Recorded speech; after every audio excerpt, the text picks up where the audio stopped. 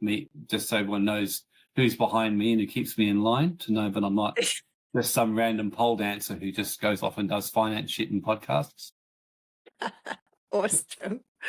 So good. So everyone, welcome to our end of month roundup. We really look forward to these calls where we get to chat about what on earth has happened in the world in the last month, and there always seems to be so much going on. And really why we want to have these conversations is just so we can kind of get clear in our own minds with all of the noise of the world. And I know a lot of us, we've got people from different countries. We've got New Zealand, we've got Canada, we've got Warrens in Bali, lots of people from Australia.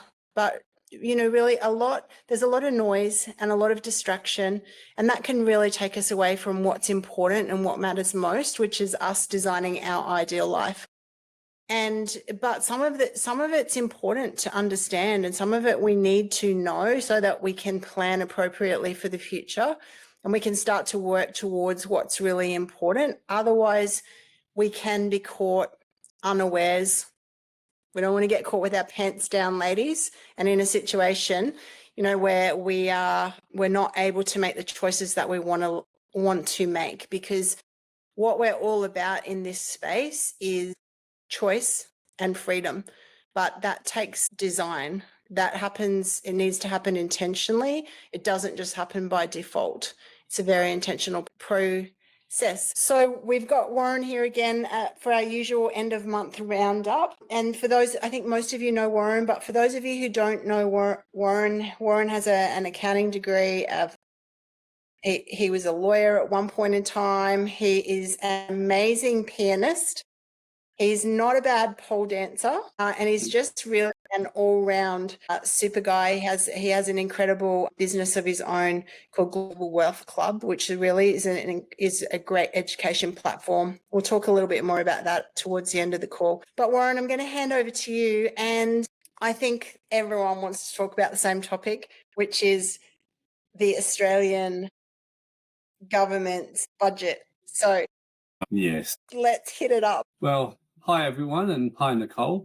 Haven't heard your voice yet, but I see you're there in the background. And basically, where do you start on that budget? That's like, we ran a podcast with myself and Steve and Jen just yesterday, and it was like, Stephen put some pretty good input. It's like, where do you go with this? Like if the government wanted to come out and officially launch the Socialist Party with a big bang, they couldn't have done it better, scripted it better if you tried, It's like, basically, if you sat down and think, what are all the worst shit we can do to just basically centralize everyone's wealth, and then we decide who gets what and we run the show, then that's pretty much a brilliant way of doing it, what they did. And I was actually having a walk with someone today, and we were talking about it, and we gave an example of Finland. I said, Finland's probably the only country I've heard of where socialism kind of works, and the reason why is they actually do give a lot of value back. Like, you might be paying high taxes, but you get the most unbelievable education, the most incredible government services, and most people I know who live in Finland are overall very happy, and they don't really care about paying high taxes because they get amazing value back. So like, if the government, let's say they're like, look, you're going to give us 40%, but we're going to like literally make your life amazing. We're not going to charge you for healthcare. We're not going to charge you for this. We're not going to charge you for that. You're going to get free, amazing public transport, and then you're going to get your Ubers regularly once a week for free within a certain limit.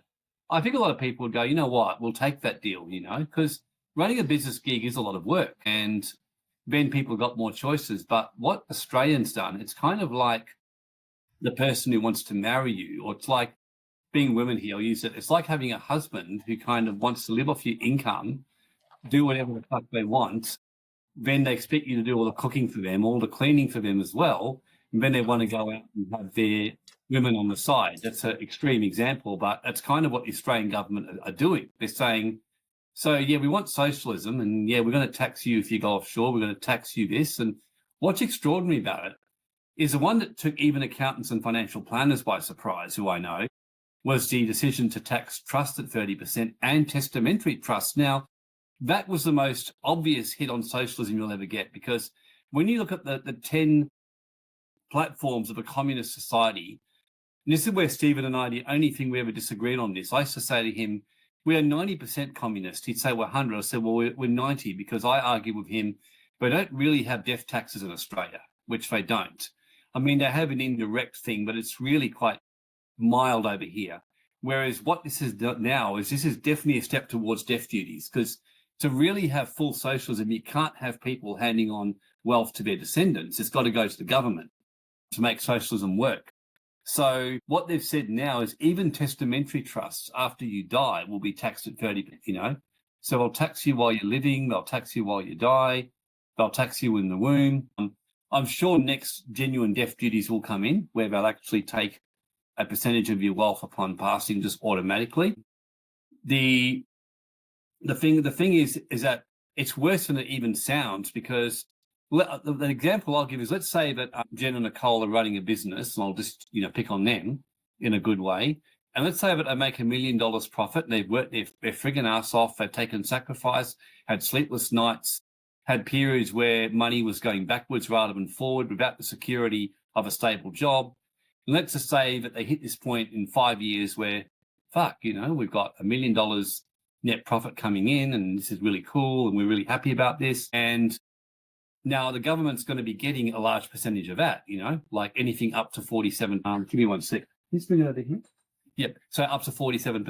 Then, but it gets worse, because let's just say 40%, because, there's a little bit of the bracket at the beginning and lower tax. So let's say on that $1 million, the government says, okay, your moral support silent partner in the background, Albo and Jim, say, thanks very much, guys. Yeah, we're here. We're rooting for you. Yeah, come on, guys, do this. And, all the migrants and refugees are excited about what you're doing as well, because they're getting free handouts. And thanks for your service, guys. But then you go, well, fuck that. But, well, I'll put $600,000. Let's put, say, $200,000 in crypto. So you put $200,000 in crypto, and you put $200,000 in shares, and then you spend $200,000 in shares. So the crypto then goes up, and the shares go up. Now, at least before, they would give you a 50% discount that eased the blow. So you go, okay, and then your crypto goes from 200,000 to 2 million, and you go, fuck, that was great. And you got a 1.8 million profit, and the government says, okay, we want our 20%. And you go, no, but okay, that's not a disastrous scenario. Now it's like, hey guys, thanks for the moral support. Your 1.8 million, yoo-hoo, you've just helped fund a whole lot more migrants to come and get some houses. And guess what? We've just brought in a few, we're going to be bringing more healthcare servants for immigrants, and we're going to be cutting back healthcare on seniors over here because you guys don't need it. So effectively, by the time you finish, at $1 million net profit that you actually made, probably about $600,000 is going to end up in the government's hand. So you basically, the tax is actually more than 47% if you're an investor. So it's really hitting the small business, middle-class investors moving forward. And then what actually makes it even like almost laughable is they're like, hey, guess what? This budget is fucking great because it's going to get those naughty boomers and those horrible Gen Xers who've been stealthing up the properties and all that and keeping you struggling and all that. And of course, yeah, basically, all those boomers and those Gen Xers and Gen Ys who've owned the properties, but we're going to exempt you from those measures for the property you already own. So what's going to probably end up happening is that a lot of people will go, oh, shit, we'll either just sell our properties or we'll keep them and not buy anymore. So goodness knows what it's going to do to the property market. Banks have already changed their negative gearing calculations on loan serviceability for negative gearing. My mortgage broker friend, Jody, was telling me like people are just pulling out of applications left, right and center to buy a house. And then they'll only give negative gearing on the new houses. And on the new houses, negative gearing, the result of it is that more people will probably buy those. So goodness knows what will happen to those suppliers, and goodness knows what happens to existing prices of existing houses. And then the real recipients who are going to be joyful is accountants and lawyers, because they're going like, man, we're going to be so busy because people are going to be paying them absolute squillions to restructure their affairs and advise them, because all the laws have gone from being 1 million pages of legislation to 1.5 million pages. So accountants and lawyers and financial planners are going, woohoo, fucking good man, they're going to get more stuff. So all that's going to happen is the wealth is going to centralize more in that.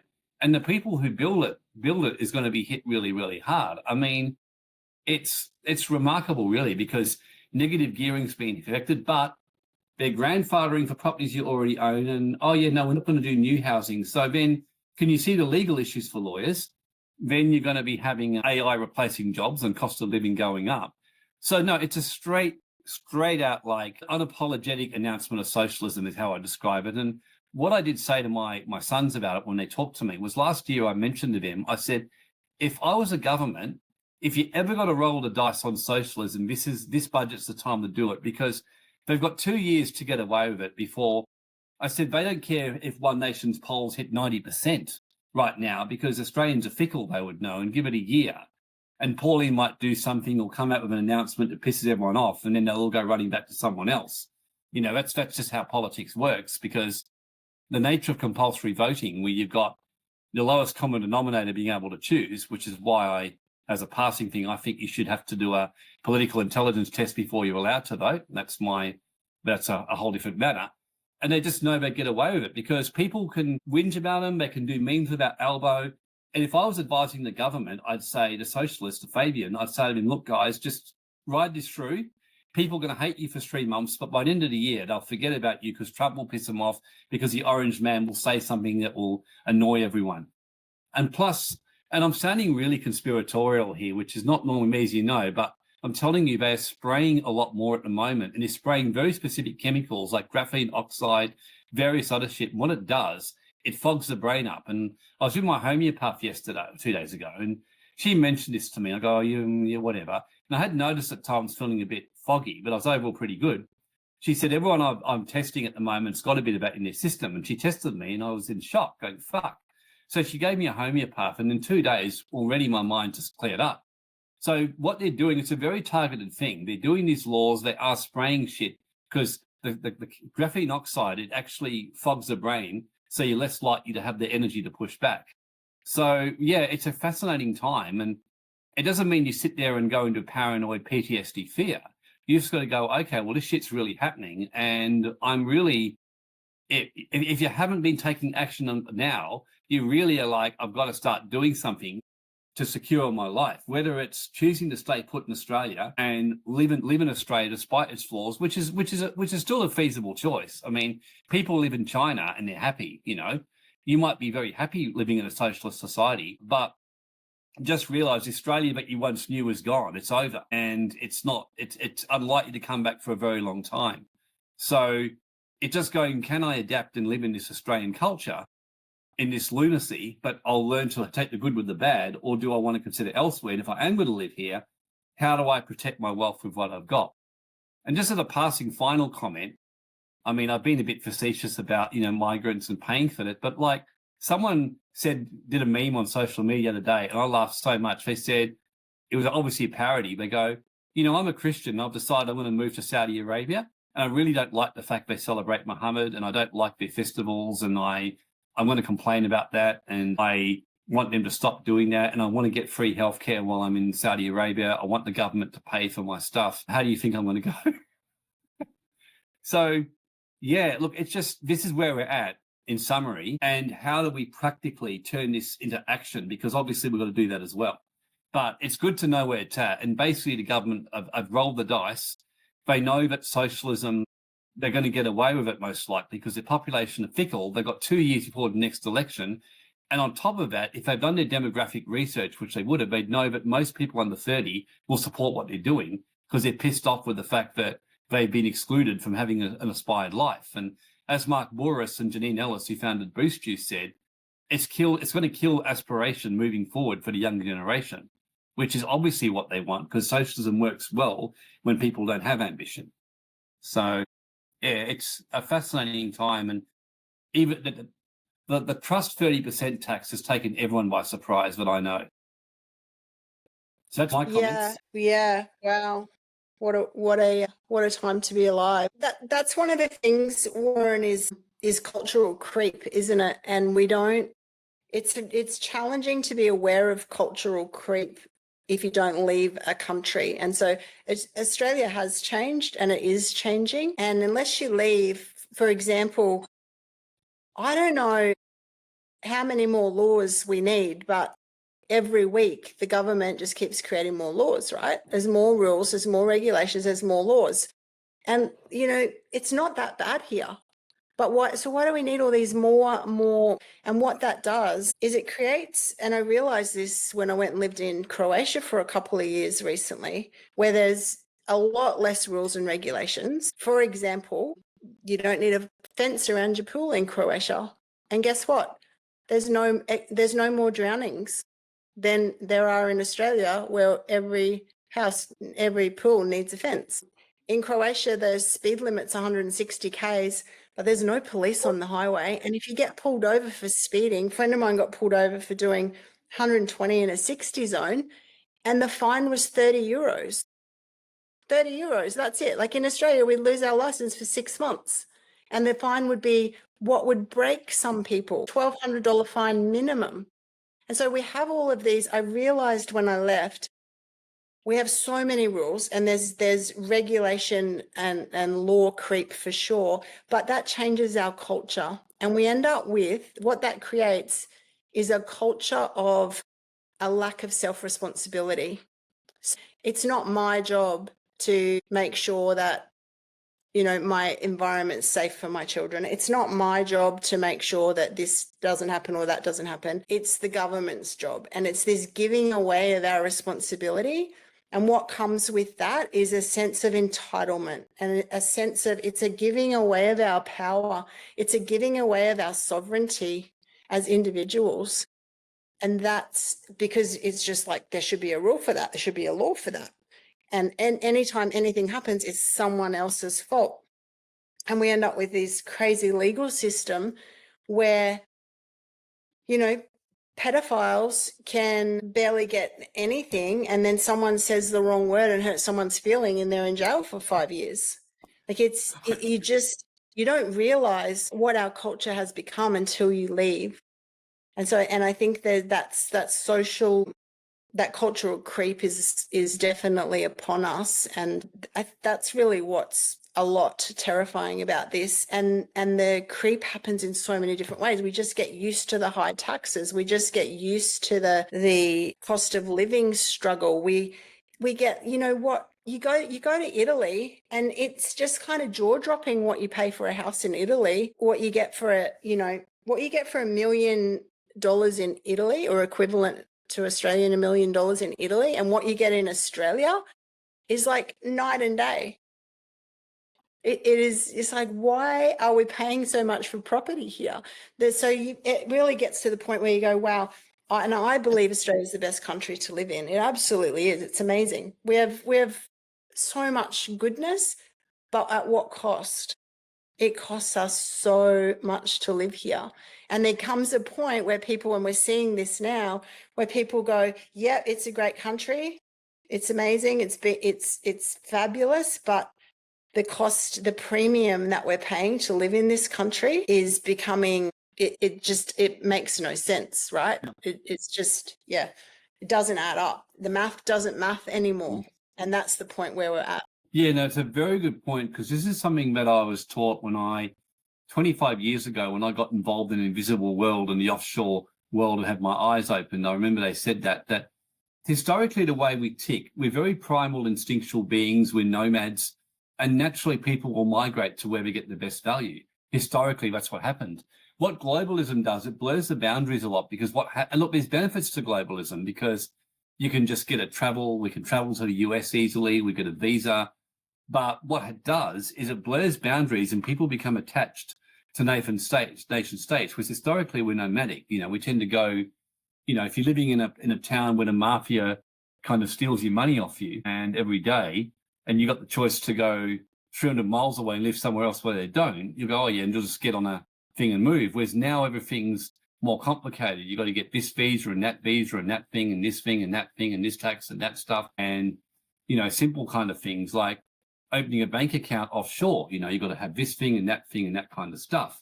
Whereas really historically, it's like you want to be, I think the best way to live, and this is why I live in this way, is being a pilgrim, I call it, somebody who's nomadic, someone who is based somewhere, but I'm there by choice. And an example I gave was the other day, someone asked me, which footy team do you support? And I just say, whoever I'm betting on, because I bet on games every now and again. And they laugh. I said, I'm serious. I support who I'm betting on. In other words, where I've got a vested interest. And I think in relationships as well, we go into relationships or partnership because in a pure world, it's really simple. Like, why would, say, Warren and Jen and Nicole do a podcast together? Because it's potentially a mutual benefit to both of us. I get benefit by having your great wisdom as ladies, and more people join the club, and you get benefit because you get us to do stuff that you'd rather not be doing, so you can focus on what you're doing. So business relationship works when there's mutual benefit, or in theory, when you're in a marriage or relationship, it works because you get mutual benefit. Like, I'm sure both of you are very happy with your men, and from what I've seen, they're pretty good guys. I'm not just saying that. I mean, I've met Jono personally, and Chris seems pretty cool as well, and the fact he likes my pole dancing makes him especially good, So, in other words, you pick your men because you've weighed it up. You've gone, yep, nah, it's better me being in a relationship than being single, because we can share costs, or we can do this, and we can give each other intimacy and not think about that part of our life. And it's no different to choosing a country, really. Like, you want to sit down and weigh it up. Like, is this country giving me more value being here than it's not? And for some people, I had a friend the other day go, look, it does give me more value because I've got my kids in school here. I like the beach near where I live. I like going to these things. And, like my brother said this to me, he pays a lot of taxes, but he goes, well, I make a lot of money because I'm a doctor, and basically I, have a very expensive silent partner in Albo and Chalmers, but, I'm trying to avoid, giving him anything I don't have to. But at the end of the day, that's part of the price of living in Adelaide, having a lifestyle, having a practice where I can earn income very easily and things like that. So it's always a value judgment, Well, Warren, talking about that, and this is the other kind of creep that we have, and I think we all know that socialism leads to communism, right? And I think we're all fairly familiar with the idea that, in my brain, what's one word that goes with communism? And it's propaganda. And we know in communist countries, the people get fed propaganda, right, from the government. And it's interesting how much propaganda Australians actually get fed. For example, you hear so many Australians say, oh, but it's the lucky country, but our healthcare is better than anywhere. Well, no, it's not. You would only say that if you haven't left and gone to live in another country, right? Our education system's the best in the world. No, it's not. You're only saying that because the government's telling you that. The media, which is the propaganda machine, is feeding you that. That's what they want you to think, so that you stay here and pay ridiculously high taxes, or that you stay here, pay ridiculously high taxes and don't complain about it. Because that's what they don't want, is people complaining that they've just introduced, or they're trying to introduce. It actually has got people angry. It's got half the population, I think, angry. And it's time to be angry, because none of this is okay.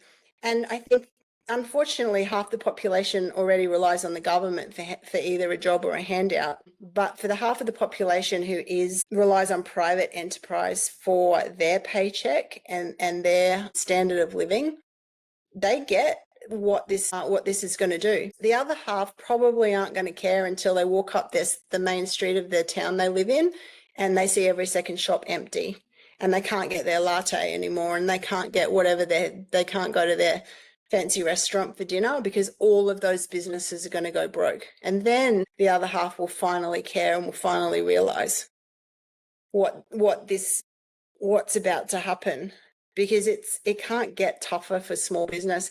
And builders, the number of builders that already go broke, there won't be any houses getting built for all of these immigrants that they're bringing in, because there won't be any privatized business builders. There won't be private construction.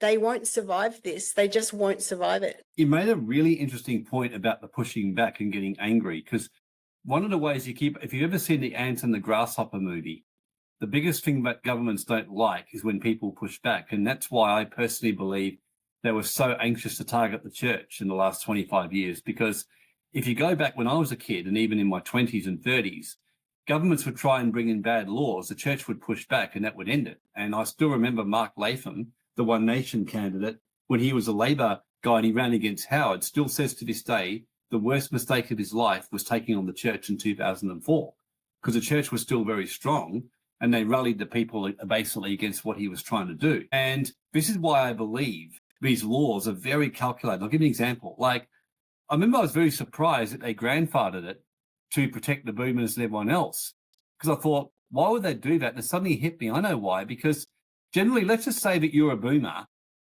and exactly what one of my brother said and someone else said, they said, well, it doesn't really affect me that much, so it's no big issue. So if they make sure certain people are looked after, that potentially could be a problem. Those certain people go, oh, well, look, I'm fine. Like, I'm exempted from it. And they've exempted farmers because they knew the biggest pushback would come from farmers. And if farmers stepped up, or the church. So they silenced the church, they've attacked the church out of existence. But the other big risk for them was the farmers pushing back. So they specifically exempted farmers from a lot of the regime. Now, it's really clever because it reminds me of a situation about 8 years ago.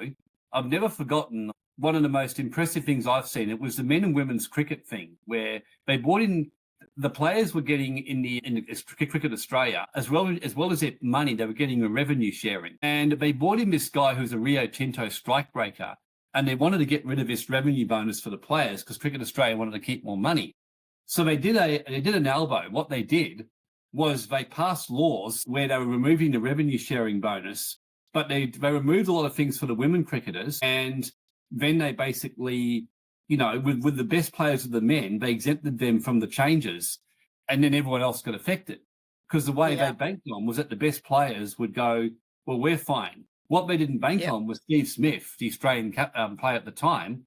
He actually said to the other guys, Mitch Stark and others, he goes, this isn't right. He goes, we cannot let the other cricketers and let the women suffer with this. So he got together with the head of the women's cricket team and said to her, I'm going to stand with you on this. He said, we're not going to accept our changes either, even though it would have benefited him. And that literally, within 6 months, it was the most humiliating back down you've ever seen. They backed down, they sacked the strikebreaker and gave everything back to them. And that happened because the men's cricketers did put their personal ego aside for the greater good. It was probably one of the best examples, whereas what the government are banking on, and unfortunately they're right, is that by and large, Australians, we are very self-serving. And, you know, if you look at pushbacks in history, it's when pain gets enough that people stop looking after themselves and realize a collective problem is a problem for everyone, you know, because it is. I mean, this is going to be a slow death to Australia. In 10 years' time from now, goodness knows where Australia is going to be at in the direction we're heading, goodness knows. And I think that we're only at the beginning of how bad this could actually get, you know, because everything you said is right. It's going to go virtually third world. And as Norway showed, you hit higher taxes. Oh, yeah, you'll get more money out of them and do more compliance, which they're doing. They'll get more taxes out of small business, but then the really wealthy go, well, we're going to, you know, we're doing a cost-benefit analysis. But let's just say you had $20 million spare cash in the bank. You're going to go, well, fuck this. You're going to come and see someone like me or someone and go, look, here's $300,000. I don't care what it costs. Just get me the fuck out of here. I'm a celebrity. Get me out of here and base me somewhere else. I don't care what you do. Make sure it's legal, but get me the fuck out of here. Whereas if someone's only got $500,000, they might go, well, we're not going to pay $200,000, and they'll give all kinds of reasons as to why they'll stay. But this is what I'm noticing. Anyone who's got money, and it's a no-brainer, be like, no, I'm a celebrity, get me out of here, you know? Yeah. Well, and Warren, again, this is why we have our sovereignty programs, because you can't just become sovereign overnight if you're not sovereign now. 100%. It does take time. It is a process. You know, as you always talk about, if we think about everything that's happening and then we think about our current situation and we think about where we would really like to be, it can be completely overwhelming. And when people get completely overwhelmed, they lose hope. They throw their hands in the air and they go, well, fuck it. What can I do? You know, I don't have enough money, or I don't have this and I don't have that. But really, it's the wrong reaction. The reaction we need to have is, okay, let's take a deep breath. Let's look at the reality. I mean, well done for being brave enough to actually be part of these conversations, which are about the reality. We look at the reality and we go, okay, not fuck it, it's all too much and I'm just going to face the other way and hope someone else fixes this situation, because no one's coming to save us. No one cares. If there's anything more clear right now, no one gives a shit about anyone else. You have to save yourself. And that looks like step 1 is take a breath. Step 2 is educate yourself. You have to become educated so that you know exactly what's possible and what's not possible. Actually, step 1 is remember how capable you are. You are not stuck. You are not incapable of learning new things. You do not have to stay where you are. That's step 1. Step 2 is once you've remembered your capability, then you get educated and learn. And it takes time. But, you know, I'm like, and I'm sorry for the people who love football, but I'm like, there's a lot of stuck people who spent 2 hours last night watching freaking bunch of dudes smash their heads together. I just don't get it. Like, we need to, if you don't understand what your steps are and what you can do and what you can't do and what you want to do, you know, you need to figure it out urgently. There is no time to waste. And so education is key. Warren provides an amazing education platform, which is like, Warren, I'm not going to lie. Thank goodness you throw in the odd funny joke that's sometimes funny, sometimes not funny. But all of that stuff is pretty boring, like trusts and companies and, you know, I don't know, all of the stuff in your platform. For me, it's like, it's not the funnest stuff, but it's necessary. It's the work that we have to do instead of watching Netflix or the footy or, you know, whatever it is, so that then we have the bottom row of bricks built. Because if we don't have the bottom row of bricks built, how do we put the next layer on and expect our wall to be strong? And I see so many people, they're going wrong because they're skipping out on the fundamentals and they're just going, oh, I don't want to do that because it's boring, or I don't have time for that, or, oh my gosh, that's going to cost $1,000. Like, and it just has to be done, because people make poor decisions because they're not educated. And it doesn't take that long. 100 hours will get you in the top 5% in any area. Just 100 hours. Yes, 10,000 hours to mastery, but 100 hours and you know more about something than 95% of people. I think that's pretty cool. Yeah, Ariana, it is. It's the unsexy stuff. It really is. And it's not fun, not going to lie. Only weird people think that tax law and all that stuff, weird people like Warren, they think it's fun. But that's why we hang out with people like Warren, because he's spent his whole life, he worked for the ATO for 10 years. Like, he spent his whole life mastering all the stuff that gives me a headache just thinking about it momentarily. And then I can go to him and say, holy Warren, this is doing my head in. Like, what are my next steps? And then we start to step through step after step, and I'm able to make some choices and some decisions from a place of knowledge. And you can't go listening to old mate up the road or some chick on Facebook screaming on a live. Like, if you're going to pay money to educate yourself, you want to pay people who know what they're talking about, because there's a lot of noise out there and there's a lot of inaccurate information. So that then once you're educated, and it really takes a lot less time than you think. As I said, you know, 20 hours of watching Warren's videos, your heart rate's going to go down. You're going to feel so much less overwhelm. You can come in, if you don't know what you want your life to look like and how to intentionally design that, you can come and do our courses. We've got our Sovereign, our Unbound Blueprint course. That's 3 videos and a pretty large workbook for sure. But it will have you knowing exactly what sovereign looks like, feels like, and is in inner sovereignty, financial sovereignty, and physical sovereignty. You know, and then you create your income. Like, if you're saying, oh my gosh, but I don't have enough money to move countries, or how nice Warren gets to go and land himself in Bali whenever he feels like it, I can't do that. That language is just a habit. You're a human with access to every resource on the planet. And we're here to remind you that you are capable of accessing any of those resources. That's just your decision, your choice.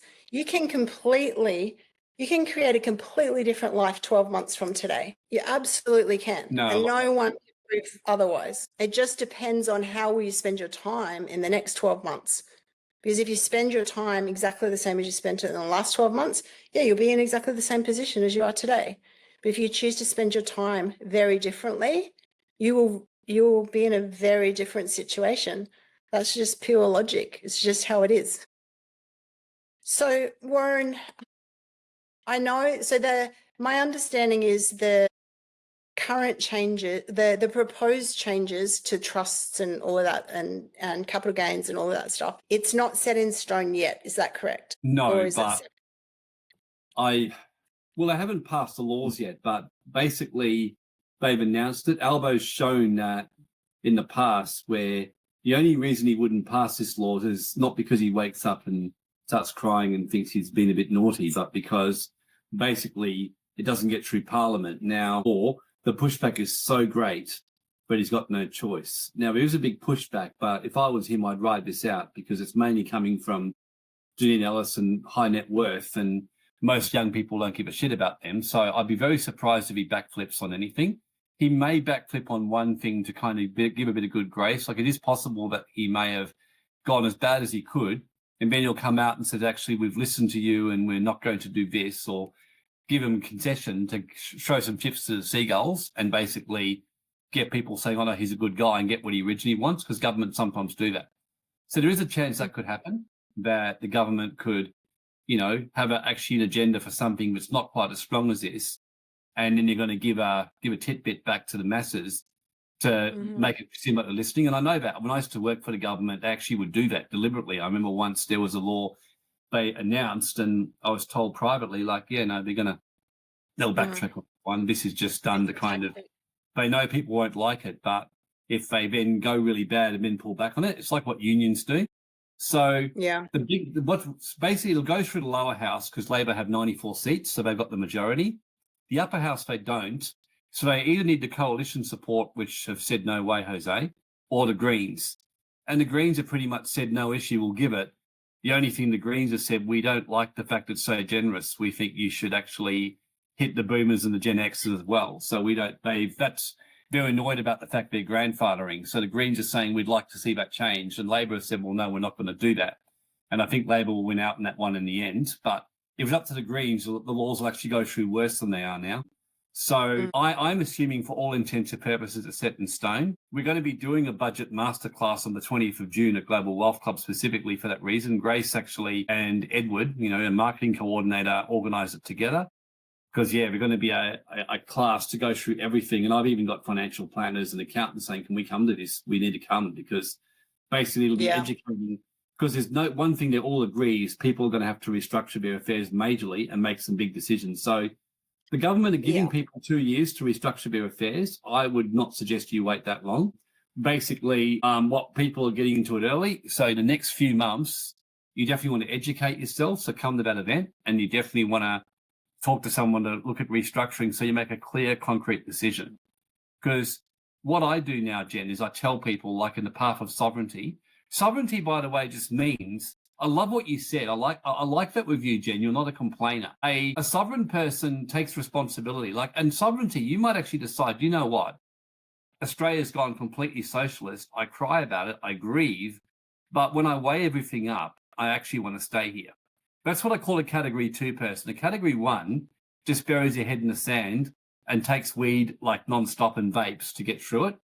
A category 2 person basically makes a sovereign decision and go, I'm going to stay, but I need to protect my wealth, what I've got here, because the government are coming for it. So if you're category 2 and you're in that category, like you're a mother, you've got kids, you've got life, you've got family, which is very feasible, then your pathway forward is to learn about how it works and how to secure your future a whole lot better than it is now. Make sure you secure your wealth, so you're what I call the one in the car park who's got a car with a really good alarm, not the one who any thief can steal. The third category of people is the ones who stay put in Australia, but you actively start building an offshore nest egg. And my feeling is the main 2 groups of people will be category 2s and category 3s. Category 3 means, like, Jen, you have been up until now a category 3. You've got your base in Australia, but a clear offshore plan B. A category 4 is you become a global citizen, you know. So Grace and I, for example, are definitely category 3s, but we're both planning to be category 4s. We're looking at making Global Wealth Club a Hong Kong, Singapore-based company and basing ourselves now as an overseas business, because we see people like us are not going to be in Albo's popularity network groups anymore, and we'd be better off overseas and living our own sovereign life and helping those in Australia who want to get help, you know. So the main thing is to educate yourself and work out what you are. Are you a category 2 or 3 or 4? 2 means you've got to stay put, but protect yourself better. 3 means you're staying put, but you're looking elsewhere for other options, and you are actively getting a guidance to do that and have a backup plan with offshore nest egg. And category 4 is your I'm a celebrity, get me out of here group. In other words, just become a global citizen. Yeah, and you know, Warren, I think that's what's so important is we all get to choose. There is no right and wrong. The only wrong is if you're not choosing, or if you're telling yourself a story that you can't choose, because that's not true. And I hear people say, well, I can't leave because I've got kids. It was like, well, that's not true. You can leave and you can take your kids with. I did it, I know, right? And I'm back in Australia now. Maybe I'll leave again. But I think it's just realizing there are pros and cons to everything. Yeah, there's great things about leaving Australia, but there's not so great things about leaving Australia. Right. You know, it's a hassle. It's a process. There's a whole lot of boxes to tick and setting up structures in other countries and setting up bank accounts and you have to choose things like if you want to go and set up a business in another country or life in another country, do you want to be in a non-English speaking country? Or do you want to be in an English country? What's the culture of that country? What's the quality of life? All of the things. And it's like weighing it all up. And you just keep going, well, this is a pro for me. This is a con. This one's a pro. And then at the end of it, you come to this and you go, yeah, like this is telling me I'm going to move. Or no, actually, this is telling me, yeah, I get that it's costing me a fortune to stay, but I'm going to stay. It might be a moral thing. It might be a belief, right? You might be like, for you to be who you want to be in this life, you might believe, it might be your belief that you need to stay and fight, that you need, you love this country and you're going to stay here and you're going to fight for everything that is, no matter how bad it gets. That might be the choice that you make. And that is right if it's your choice. And someone else's choice might be, you know what, who made all the borders and the countries and everything anyway? I'm going to go live my best life. Because, someone said to me just last week, invited me to join their political party and be basically get into politics. And I was like, I complain about the government so much. Some days I think I really should, because if I'm just going to complain, I really need to step up and do something. But if I don't believe I could I really don't believe I could make a difference, because I think it's so corrupted and it's so, and then I would give away a decade of my life and basically be banging my head against a brick wall for no reason at all. And so I wouldn't become a politician. But these are all the conversations we have to have, inside our own head, so we can make our choice. Because on our last day, when we're taking our last breath, do we want to look back and do we want to sigh with satisfaction because we know we did it our way? Or do we want to, go, it just disappeared and I feel like I lived by someone else's rules. And do we want to feel that pit of regret when we take our last breath? Or do we want our fist to still be soul pumping because we chose? That's all that matters here. That we can't choose without having that fundamental base level of knowledge. Because when we make decisions that are not based on fundamental knowledge and principles, that means we make emotional decisions, and emotional decisions nearly always are the wrong decisions. So Warren, can I make it in as well? Yeah. Yeah. No, what you're saying is so good. I just wanted to make a comment to back up what you're saying. I've actually got 3 things I've written here, which is really important. I just want to share with everyone with what you just said, about sovereignty. So the first point is be sovereign, by get educated and be ready to make your choice. That's the number one. In other words, make a decision to understand all the choices and then weigh up the options. So you make an informed choice. So you're not a complainer. You're not the one at the barbecue who bitches about everything. You're the one who has every right to be angry and pissed off, but you've made your choice. Because if you're choosing to stay, you might say, I'm going to focus on my family. I'm going to help who I can. Some of you might be a freedom. Some might say, no, that's just not my path, like Jen. I agree with Jen. Everything Jen said is me. I have done what I can, and I'm a little bit more willing to push back, but less so now because I've realized I think the time to push back was before. But the first one is get educated, because the second point, this leads to the second point, is you want to make your choice on the right information, because Jen made a really good point about healthcare. Like most people, and I was in that category, I'm like, well, the problem is I won't get the same healthcare, I won't get this. Now, I went to Europe, and I remember I contacted you and Sanya, Jen, and going, oh my God, I couldn't believe it. I was driving I started, my son and I was nicknaming me the granny of Croatia. And I'm known to be a lead foot. I've lost my license 4 times, basically, in my life for being a fast driver, literally 4 times. And I was the granny of Croatia. I'm driving 130. Cars are beeping me and like glaring at me, like going past at 140, 150. And I'm like doing 130. And I'm the granny of Croatia. That's what I remembered, you know, like literally, if I dared to go in the left lane, which is the fast one, beep, beep, beep, lights would flash, cars would go by and do that to me. And I was like, shit, you know. So make your choice on right information. Like my former business partner, Vina White, who runs a company, she always used to say to me, I'll never leave Australia. She loved Melbourne. She had a lifestyle.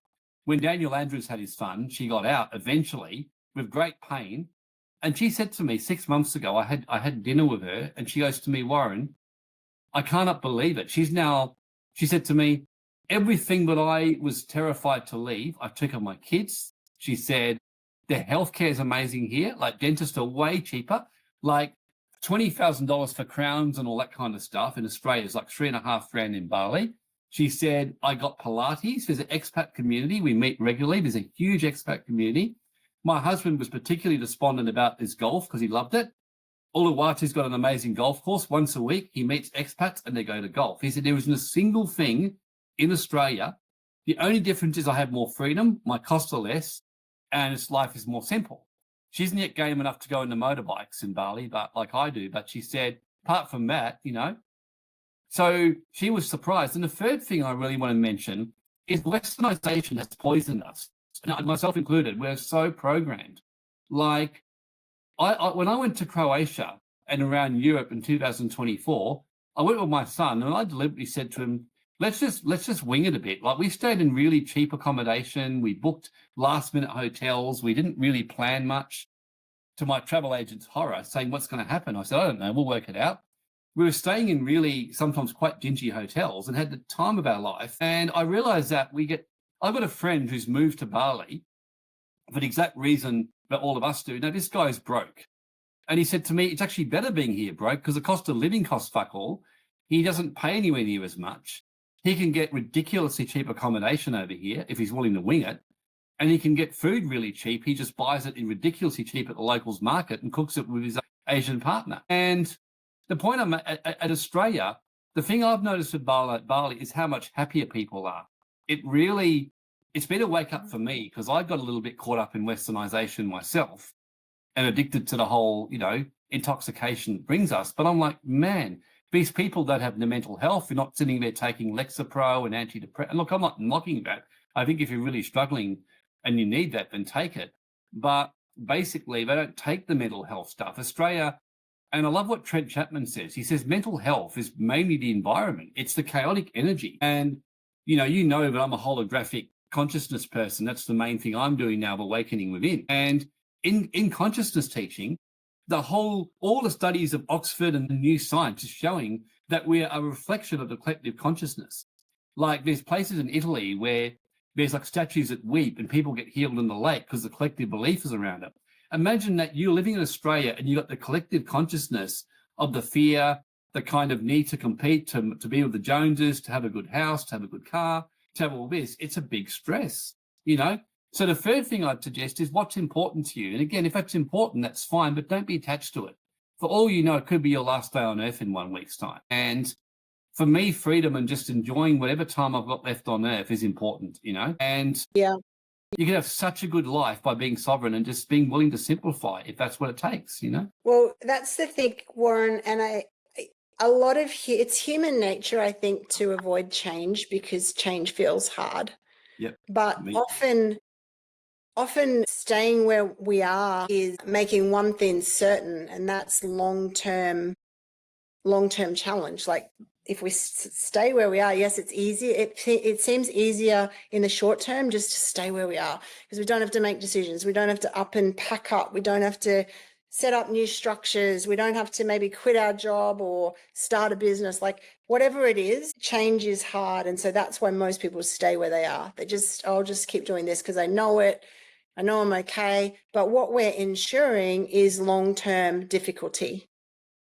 Yep. So by avoiding some short-term difficulty, we're ensuring we have long-term difficulty. And so when I feel inside myself, when I'm looking at should I go live somewhere else, or should I change, should I start a new business or stay in the same one, or whatever the change is, I always have to take a really good look in the mirror and say, am I just trying to avoid that initial upheaval feeling of making a change? Because I think a lot of people stay stuck because they just don't want to go through that. Yes. And as you said, Warren, so often once we get through that initial upheaval feeling, what happens is we come out the other side and go, oh my gosh, it's so much better now. But we had to go through that kind of big schmozzle to start, or we couldn't get there. Yeah.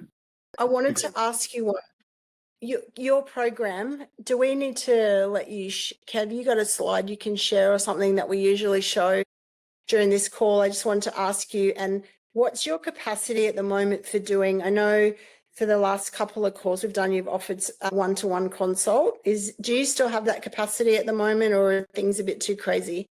No, I do. I've definitely got that capacity. Like there's two ways. I can't share the screen at the moment. It's up. Nick might have put it up. Nick's got it up. Oh, perfect. Yeah, the sovereign pathway. So yeah, this is kind of, so basically there's a couple of ways you can do with the Global Wealth Club. It is changing at the moment slightly, but not for you so much. I will get Grace to come and do a quick hi if it's okay in the next little bit, just so you can hear. But she's really kind of making it more organized and better. She's keen to make it a lot more systematic, higher value kind of stuff. And she's been working like, around the clock, putting us to shame in terms of her work ethic. But basically the sovereign pathway, basically what we have is we have the Ignite program, we call it, which Grace is going to be changing to the Vault, which I think is a better name. But basically it's really giving, basically it's really an education, membership, so to speak. Because there's various ways you can go and become sovereign or do stuff. Obviously, you can pay large amounts of money to get one-on-one help, or you can go to an accountant. The big weakness in what got Global Wealth Club is what we found is that accountants and lawyers and financial planners, bless their hearts, but their insurance companies for PI determine what they can tell you. Otherwise, they will not be covered. What we don't have that restriction because we basically chose not to be licensed. That does limit what we can do. We can't give financial advice, for example. And I do add, nor do I want to, because what we educate you of finances, I can tell you now, will shit over most financial advisors because we just teach what the high net worth do, which is balanced portfolio investing. And then you can use your financial advisors on the side to basically help you with, specific, like if you think, what shares should I buy? Exactly. You can go to that. What cryptos? Well, obviously many of you have been educating yourself as part of the Women to Wealth. So a lot of what we do at Global Wealth Club is we're really focused on helping educate you around the basics of money and growing your wealth. The biggest thing that we do best of all, though, is teaching you how to keep the money you make. So I like to say, like insurance, like everyone here, you've got car insurance or health insurance. Now, I'm sure none of you here are going like, man, I hope I crash my car this week and I hope I get really sick because then I can claim on my insurance. You're like, insurance is one of these things you pay. And you really hope that nothing comes of it. You're paying for only one thing, peace of mind. So Global Wealth Club is very much a peace of mind company. We educate you to give you the options so you get secure. And if you're very self-responsible, you get to come to see our videos. We have our Netflix type videos on there which guide you through. So we do regular masterclasses, and once you're a member of this, you can come for free. So like, for example, our budget masterclass is $197, which we're doing. But if you're a member of the Sovereign Pathway, you come for free, because for 12 months, you get a free membership. So that gives you full access to come along, to come to our regular masterclasses we do, which at the minimum are once every 3 months, but we're going to be probably doing them a lot more regularly right now. You get access to really good videos, like I said. And keep in mind, the financial videos which I give you, I charged $5,000 in 2022 to educate people based on financial planning wisdom and the great wealth, and taught everything about accounting, offshore, and how to grow your wealth. So you're getting $5,000 worth of value alone just to that program included. You're also getting my top asset protection. You're getting Stephen's offshore stuff as well, introduction, and you get to come along to all of our masterclasses, for 12 months. And if you we are looking at doing a retreat in July in Bali on sovereignty. It's going to be an alchemy of wealth, but also we're going to be doing 2 days. I'm looking at doing on sovereignty, and really for those who want to get options overseas, to hear things we can't say in Australia but can overseas. So that retreat, you'll be able to come for a discounted price if you're a member of this as well.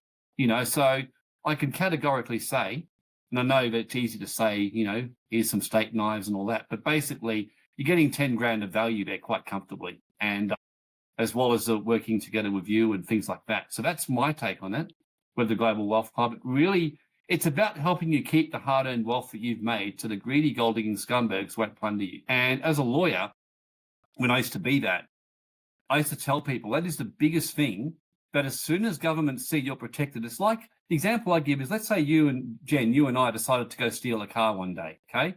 So we're kind of bored, we're in Queensland, and I say, come on, Jen, let's do it. Let's just go and steal a car. And you go, oh, what the heck, you only live once. So we go down to a hotel, big parking lot, and we say, okay, so the first thing we find is a Tesla car, and it's got an unbelievable alarm system. You'll go, yeah, I'm not taking that one on. And I'm like, nah. And then we go to a, really good, sports car, same deal. Then another one's got a reasonable alarm. And then we see a convertible with no alarm system. I'll say, come on, Jen, that's the one. Well, that's the one we're going to steal. So and as lawyers, we would say this to clients, as soon as someone's a government, and they've actually got this in internal government policy, what I'm saying, if they see you've got money, they will try it on you. I've got a friend who got an $18 million fine because he pissed off the government. He hasn't paid much of it to this day because he was all protected with his wealth. When I went to my first international seminar on wealth growing, one of the biggest sections they taught was anyone who's got decent money knows you should be spending about at least 5% of your money to protect it. Because protection, building a castle around your wealth. In the medieval times, you build castles, you build forts. You need to protect your wealth. You need to be solid. You need to have your options clear, and you want to make your choice from informed so you can just enjoy your life and be protected. This is what a billionaire said to me. He said recently, I said, what's your one big advice you would give me? He said, do everything you can to protect your wealth in Australia.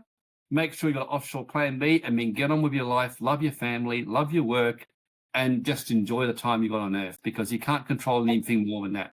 And that's what Global Wealth Club's about. We educate you, and then if you do want some one-on-one, you get to get a full service pole dancing, financial structuring, learning. You don't get the pole dancing, but you get everything else.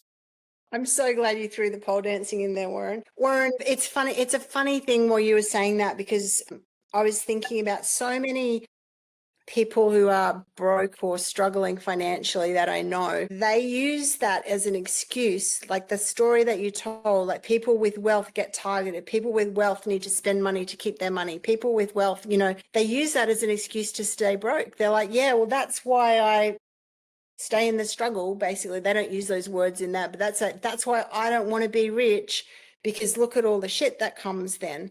And, and that's, they bank on that, right? They bank on people using that as an excuse. And so part of, I know in your program is education to develop our mindset around money. So we're not scared of, a lot of people are broke because they're scared of money. A lot of people are broke because they have they basically say negative stuff about money all the time. They're running a negative money program and they don't even realize it. It's just an unconscious thing. And then they wonder why they never have any money. It's because you're not very nice when you think about money and when you talk about money, and you're terrified of money. So how's money ever going to come to you? So I know, there's all of that type of stuff. That's part of your program, Warren. So there's a lot in there. If you had to, did we just lose Warren, or is he still there? No, I'm Warren, in terms of I know a lot of people's barrier to taking on a new thing is probably they've got 5 courses they've already bought that they haven't even started yet. How many hours? I saw some of you smile because I know. So how many hours to get through all of the videos on your platform? How many hours around about do you reckon it will take? Well, that's how long is it? No, look, it's actually not that bad. I'll go through it. Look, I just tell people to keep it simple. Like let's say you do the Ignite program. There's 13 videos at a minimum I recommend people watch. And let's say there's 16, but let's just say there's, 16 hours, okay? Let's just say hypothetically. I mean, it can be whatever you want, really. You might not watch any of the videos and just come to the masterclasses and stay informed. But I just say to clients, why would you not just do, say, 1 video a week or 2 videos a week, If you did 1 video a week where you say, I'm putting aside 1 hour to better my life financially. Now, I love what Jim Carrey once said. He said, the reason why most people struggle is that they're not willing to give up a year of their life to have a good rest of their life. And I thought that was a really good statement. And in other words, and give up 1 year of your life. So the point I'm making is that this is something that you would agree you must fit in. Like, imagine saying, I'm going to skip my car insurance, I mean, you can do that, but boy, you're taking a risk if things go wrong. So I would say what we teach, especially working hand in hand with you, if you're part of Women for Wealth, this is essential to do this. So 1 hour, if you just did 1 hour a week and that was all you did of 1 video, even if you did 1 hour every 2 weeks, you would actually do all the essential videos in 4 months or 7 months, And then if you come to the masterclasses, when we do it, the budget ones, that's like a half day and you watch that. There's not really a lot involved. There really isn't, but you'll be better off and more ahead. Yeah. And the thing is, if you think about it, like I always try and simplify things. If you go, and any of you go ask your kids' teacher tomorrow, hey, tell me about the cash flow quadrant and tell me the 6 most important fundamentals of business. Exactly. Tell them those 2 things and I bet you get blank.